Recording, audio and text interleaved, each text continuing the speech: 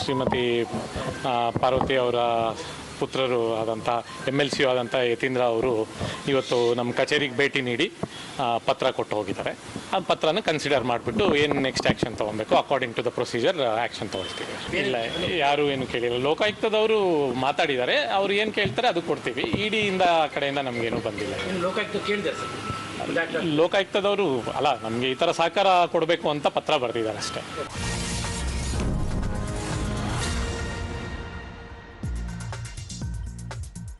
एक है कांग्रेस सरकार और सिद्धरमैया को डराना धमकाना, एक ही है सिर्फ ये। और संस्थानों को किस प्रकार भाजपा बना रही है लोकतंत्र के लिए अभिशाप। आइए भाजपा की वॉशिंग मशीन में यहाँ धुल जाते हैं सभी पाप। ये कहानी ये वाली है और मैं इसको आपको कई अंशों में बताऊंगा, क्योंकि मेरा सौभाग्य रहा है दूसरे सिद्धरमैया केस को डील करने में। नहीं तो मैं इस केस में नहीं बोलता, अभी तक ये केस शुरू नहीं हुआ, मैं इस पर पेश नहीं हो रहा हूं, इसमें बोल सकता हूं। But it is very clear that the ED is now playing, hitting and trying utmost to go below the belt, to browbeat, to bulldoze and to bully a elected Congress government, a elected CM. And as we have said many times, and I've had the privilege of saying from here, the ED is nothing but the election department of the BJP. You can also call it, in fact, more appropriately, the election demolition branch of the BJP. Elected governments destabilize, demolish, that is the job. Now first let me give you a few figures and backdrop about the ED, and then I'll come to the Siddaramaiah case, so called. From June 14 to 24, 25 opposition leaders switched to BJP from 14 to 24. 23 of them got reprieve. Let me tell you one thing. आपको बताया जाता है कि बहुत कम ऐसे case हैं जो राजनीतिक लोगों को इन्वॉल्व करते हैं। ये मिथ्या प्रचार है, ये अश्वत्थामा हतो वाली आधा सच है। ये बात सही है कि जो पूरे सामूहिक केस हैं ईडी के, उनमें राजनीतिक केस कम होते हैं, लेकिन ये प्रश्न सही नहीं है। प्रश्न सही है कि जो राजनीतिक केसेस हैं उसमें विपक्ष के विरुद्ध कितने हैं और सत्तारूढ़ के विरुद्ध कितने हैं। आपको आंकड़ा मिलेगा 95% प्लस विपक्ष के विरुद्ध है। उस कैटेगरी में जहां की राजनीति की इन्वॉल्व है, जहां कॉर्पोरेट इन्वॉल्व है, वहां ये मुद्दा उठता ही नहीं है।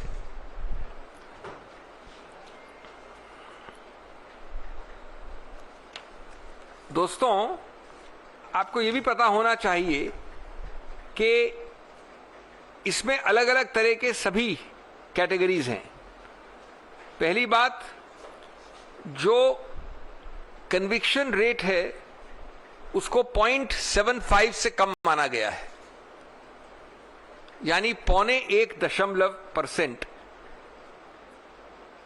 अगर आप सिर्फ एक प्रदेश को लें, महाराष्ट्र को, विशेष रूप से 2022 और 2023 के समय को, तो जितने लोगों ने उस सरकार को तोड़ा, दल बदल किया, अस्थिरता पैदा की, उन सबके केसेस ठंडे बस्ते में हैं, सब में क्लोजर रिपोर्ट है।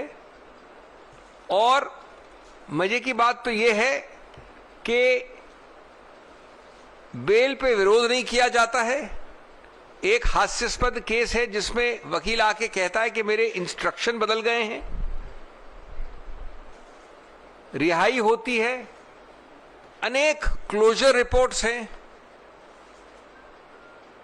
और ये सूची वॉशिंग मशीन वाली बढ़ती जा रही है अखिल भारतीय स्तर पे और अलग अलग विभिन्न पार्टियों के स्तर पे, जहां से अस्थिरता पैदा करने का प्रयत्न किया है बीजेपी ने और दल बदली करवाई है। ये नाम जाने माने हैं, अजीत पवार से लेके प्रफुल्ल पटेल, हसन मुशर्रफ से लेके छगन भुजबल, अशोक चवन से लेके हेमंत बिस्वल शर्मा, नवीन जिंदल से लेके CM रमेश, शुभेंदु अधिकारी से लेके संजय सेठ, भावना गौली से लेके के गीता, बाबा सिद्दीकी, मेरे पास ये सूची बढ़ती ही जाएगी। सबसे महत्वपूर्ण बात है कि अखिल भारतीय स्तर की, एक प्रदेश की नहीं है, ये हर पार्टी को इन्वॉल्व करती है और सब केसेस में इन्होंने दल बदली करके बीजेपी को समर्थन दिया है, ज्वाइन किया है। So that's a reaction coming in from the Congress party. But amid the fast-paced developments, the Karnataka Chief Minister himself has spoken about the letter that was written by his wife, and he said that she was emotionally hurt by the political narrative despite no fault of his, and hence his wife chose to return the plots without even consulting him. He also went on to say that there is no proof of money laundering whatsoever, and that no paper or money trail has been recovered by the agencies probing the case. What is my role? Huh? What is my role? There is no role of me. ಅಲ್ವಾ, entire ಇದರಲ್ಲಿ ಪ್ರಕರಣದಲ್ಲಿ ನನ್ನ roll ಏನಿಲ್ಲ. So ಅದಕ್ಕೆ ಮನನೊಂದು ನನ್ನ ಹೆಂಡತಿ ತೀರ್ಮಾನ ಮಾಡಿದ್ದಾರೆ. ಬಟ್ ನನಗೆ ಇದು ಗೊತ್ತಿಲ್ಲ, ಅವ್ರು ತೀರ್ಮಾನ ಮಾಡಿ ಪತ್ರ ಬರೆದಿದ್ದಾರೆ. ಕಾನೂನು ರೀತಿ ಏನೇನು ಮಾಡ್ತಾರೆ ಮಾಡಲಿ. ಅಲ್ಲ, PMLA ಇಲ್ಲ, ಹೆಂಗ್ ಬರುತ್ತೆ ಸರ್ ಇಡಿ ಮನಿ ಲಾಂಡ್ರಿಂಗ್? ಈಗ ನನ್ನ ಪ್ರಕಾರ I don't know on what grounds money laundering. ನನ್ನ ಪ್ರಕಾರ ಮನಿ ಲಾಂಡ್ರಿಂಗ್ ಆಗಲ್ಲ. ಬಹುಶಃ ನಿಮಗೂ ಆಗನ್ಸುತ್ತೆ. ಯಡಿಯೂರಪ್ಪನವ್ರ ಕೇಸ್ಗೂ ನನ್ನ ಕೇಸ್ಗೂ ಬಹಳ ವ್ಯತ್ಯಾಸ. ಇದರಲ್ಲಿ ನಂದೇನು ಪಾತ್ರ ಇಲ್ಲ. ಯಡಿಯೂರಪ್ಪನವರು ಡಿನೋಟಿಫೈ ಮಾಡಿದ್ರು. ಯಡಿಯೂರಪ್ಪನವರು ಡಿನೋಟಿಫೈ ಮಾಡಿದ್ರು, ನಾನೇನು ಡಿನೋಟಿಫೈ ಮಾಡಿದ್ರು? ಅಥವಾ ನಂದೇನಾದ್ರು ಆದೇಶ ಇದೆಯಾ? ಅಥವಾ ನಂದೇನಾದರೂ ಪತ್ರ ವ್ಯವಹಾರ ಇದೆಯಾ?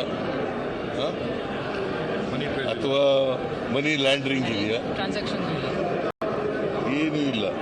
So, while the Chief Minister expressed dismay and claimed that his wife is a victim of politics of hate against him, the BJP went all guns blazing against the Chief Minister and also said that he should submit his resignation.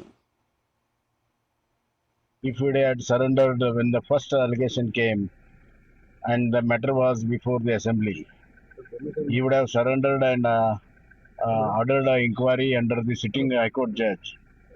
Then he would have been proved